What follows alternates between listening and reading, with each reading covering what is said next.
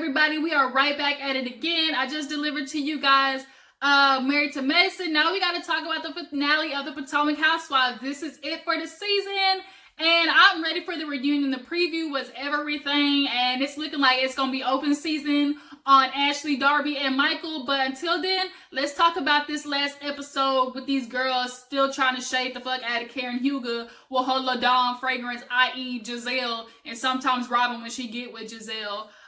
Basically, but hold up, wait a minute. Let me pause for a second. Y'all hit that subscribe button, okay? Don't be trying to come over here and not put in on this man. Boop, right there at the bottom, it says subscribe. You know how that button work, okay?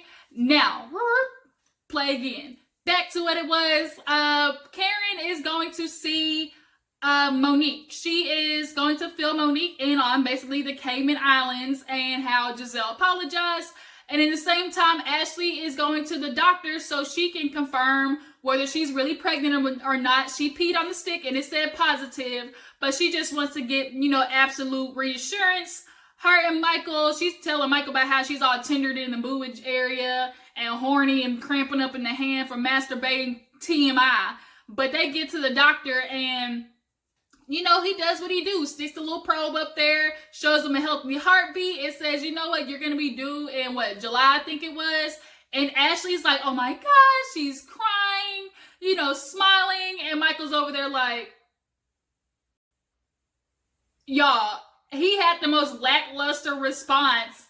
And I think it just was genuine shock. I'm just going to chop it up to it was just shock. And also a little bit of, he was baffled, like, damn, this bitch really slid one in on me. Like, I thought I had pulled out, and homie, no, you didn't. Like, I guess, they say sometimes that little pre-ejaculate catch you, and I guess it did. I thought, honestly, Michael, your old ass sperm wouldn't have been able to make it to the finish line, but shit. Now, Ashley done made it to the finish line, which is the bank. Chase of America, Texas Bank and Trust, take your pick. You're going to be sitting there at check soon for that child support because Ashley, she got the coin. She said one way or another, I'm leaving this marriage with something, okay? So now she happy is all get out, and Michael is trying to figure out how the hell he gonna get out of this one. But yeah, like I was saying, Karen in that same time was with Monique and talking about the trip and how she basically avoided a shitload because her and Ashley got into it.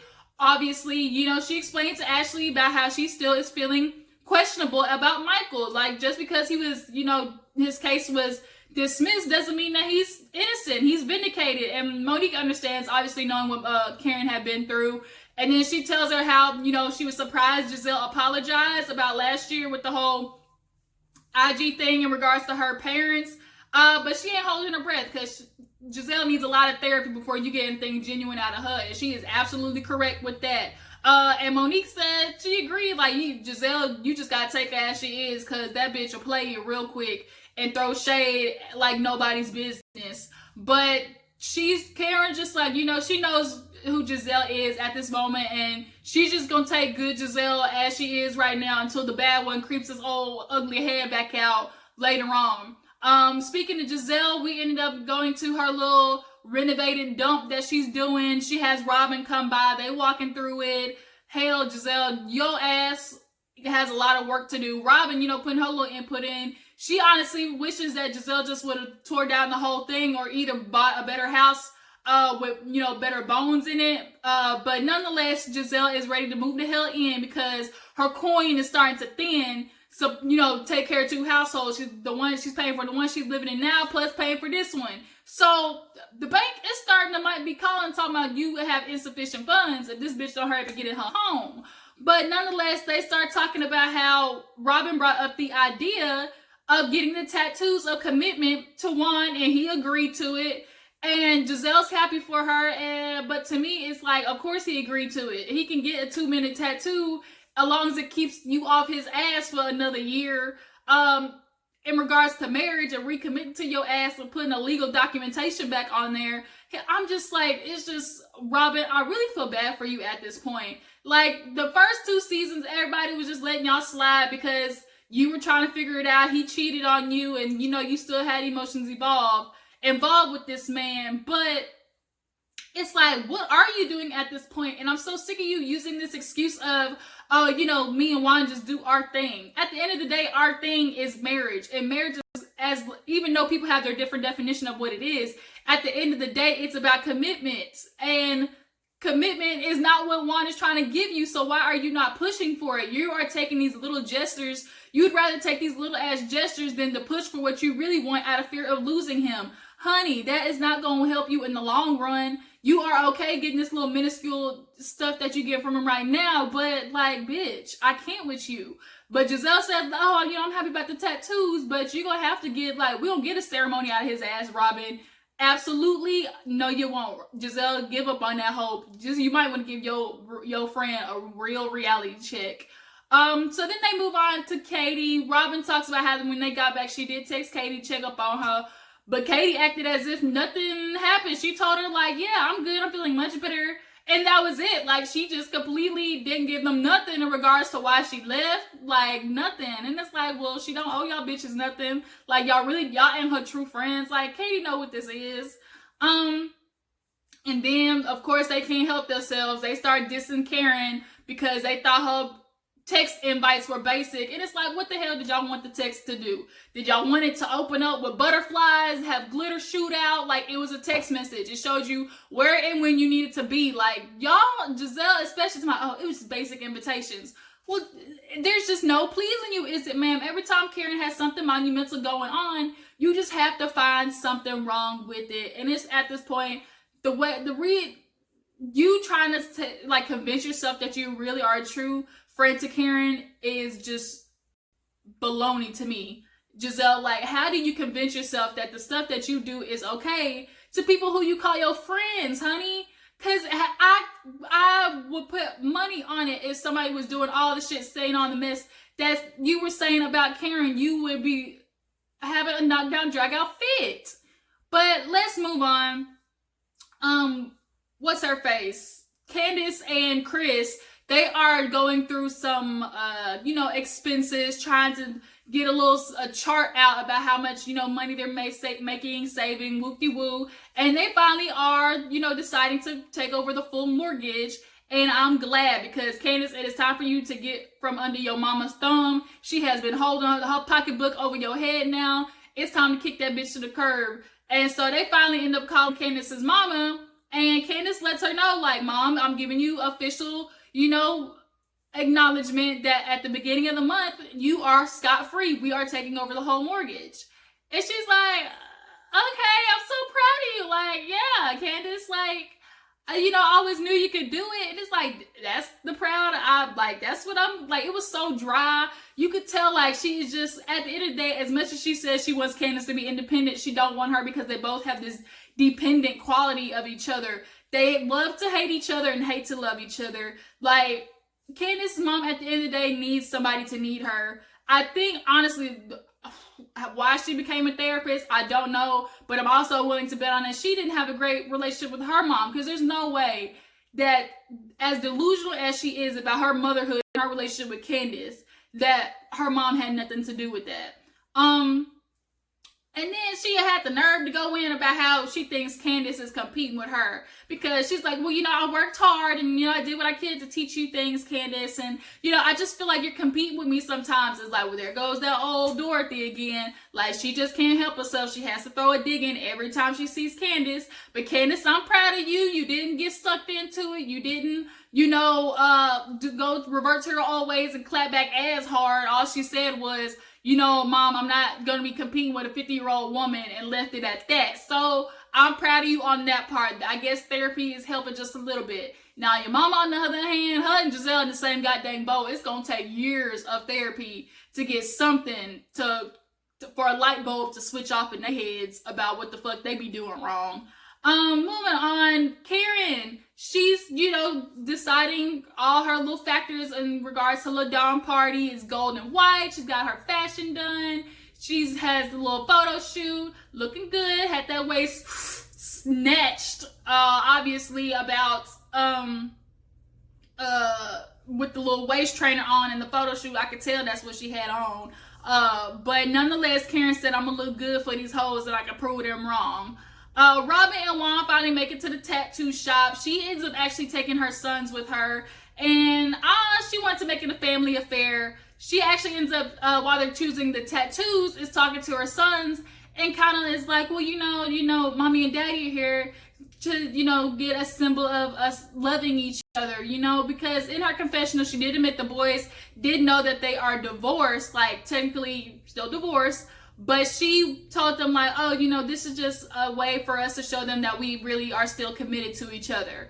Whatever helps you sleep at night, Robin. So she goes over there. Oh, not to mention Juan threw out there that he wants this as a exchange for a daughter that he keep asking for. Robin, you might want to be careful. That nigga might pull a quick one on you, pull a Ashley the opposite way. He gonna keep that shit in you. He'll say he pulled it out, but then you better go hurry up and go get your tubes tied secretly for you be out here walking around looking like Ashley pregnant. So they go and get the tattoos done, set on 2 little itty bitty hearts on the inside of the little ring finger. And Robin goes first, of course, and takes it like a champ. But then Juan's ass is always making a joke like, oh, it hurts. Like, I don't like needles. Then this bitch lets me know Juan's ass got 6 tattoos. Really, Juan? You gonna let these 2 ass little hearts make you act like that? And that to me just had his subconscious speaking all over it. Like, you do not take hints, Robin, when it comes to this man. This man has been telling you with his actions that he has not been wanting to remarry your ass for the past however many seasons of this show. But like I said, because you don't want to push, you'd rather have part of him than none of him at all. You are willing to put up with what you get, which is unfortunate, because I'm sure right after them tattoos was done, he was right down fucking Becky after football practice, because he knows your ass is gonna be staying home waiting for him. But she calls Giselle when she's done with the tattoos and shows her like, oh look, and Giselle's like, oh, I'm so happy, that's cute. But best believe in that confessional, she was like, okay, now Robin, like, them tattoos is little tail, first of all, on the inside of the finger, and the only person who's gonna know it's there is Juan. Like, he could lie about anything about what that means. He could be like, man, these are just 2 hearts for my kids, for my 2 sons. Bitch, it don't got your name, no, like, anniversary date, no nothing. Like, shit, Robin, that was, for Juan, that was a little price to pay for a little, maybe buying another year or 2 off your ass of you bothering him about, I guess, getting married. So, after that, I think, actually is the day of Karen's little party. No, actually, that is after the scene where Ashley ends up telling her mom she's pregnant. Now, she did intend on using some little stickers and putting them on her stomach and saying, spelling out I'm pregnant after they did yoga, but the stickers started falling off. I don't know why the hell she thought that was work. She just sweated all the stickers off, so she runs to the bathroom to go pee real quick on a little pregnancy test, and then she gives it to her mom, and her mom's super excited, crying and shit, and Michael's just sitting there in the background like, okay, and her mom's just like, oh, I'm gonna be a grandma, and like, they're just having this huge emotional moment, and it's like, bitch, Michael was trying to get rid of your mama's ass. Ashley, Michael been trying to get rid of paying for her shit. Now he back to paying for both y'all asses. She's like, yes, my baby did it. I ain't sleeping in no tents no more. We did it, Ashley. Y'all knew I was gonna raise a gold digger, right? Like, that's what that was. That was like a camaraderie moment. Like, nigga, we did it. Nigga, we made it. That's what that was. But nonetheless, Michael, he still ain't showing no enthusiasm about this damn baby. But now after that, we get to Miss LaDame's fragrance release, and everything is beautiful. Everybody's heading there. Of course, Robin and Giselle are going together, talking shit on the way there. Talking about, do you really think it's going to be that? And of course, Giselle still sticking to her belief that Karen doesn't own it. Off of what basis? Just because she said, I have to ask my partners about distribution or whatever it is. Like, Giselle, when you open up a business, and if you have investors, that's how most people start their business. They start with investors. And of course, when people put in money, you got to get their input. And people who even own their own businesses have to look for distribution. Like, bitch, you are getting on my nerves. She has been working on, we actually see like a little backstory, like she's been working on this for the past year, like really, putting the foot to the metal with this stuff. And I'm just glad there was something there to shut Giselle's ass up. So Katie actually ends up making a surprise appearance, but this bitch came with a better wig. She said, y'all asses ain't gonna tell me I have a toupee on today. She came in looking nice and ready, but her ass forgot to put on deodorant. So Karen said, that's good, just keep your arms down, okay, honey? Ashley ends up coming, but doesn't tell just Karen that she's pregnant. Because Karen was like, I think I got some corona. She was like, okay, but bitch, she drinking water. Candace and her mom come. We see a little snippet of them getting ready, and the mama, of course, called Candace a bitch somewhere in there. And I'm just like, I don't know how this woman do it. Like, I am ready to pull my hair out just watching the show, let alone be raised by that woman. Ooh, Candace, Lord Jesus. Your younger sister, she figured it out, because your mama do not be playing with your younger sister like that. I don't know how the hell she be figuring out how to do it with you. You need to get some type of advice from your sister on how to handle that woman. But nonetheless, everybody's showing up. As soon as Robin and Giselle get there, they start making it difficult for Karen to do her fucking release party, and it was just so annoying. It's like, oh, that's the bottle, let me take the lid off. And Karen was like, bitch, like, can you wait? I got this. You're gonna get the bottle. And it's like, why are y'all making it so difficult for this woman to just have something? Like, everybody knows when you go somewhere, or if there's like a little release of something, there's always showcase bottles or something like that. And it's just like, they were just being impatient and annoying. And finally, we get the reveal. Karen has, the little models come out gold painted, have the bottles, everybody's spraying it. And everybody's like, oh my God, this smells good, nice and light. Now Monique, she got expensive taste, so the fact that she says she likes it says a lot.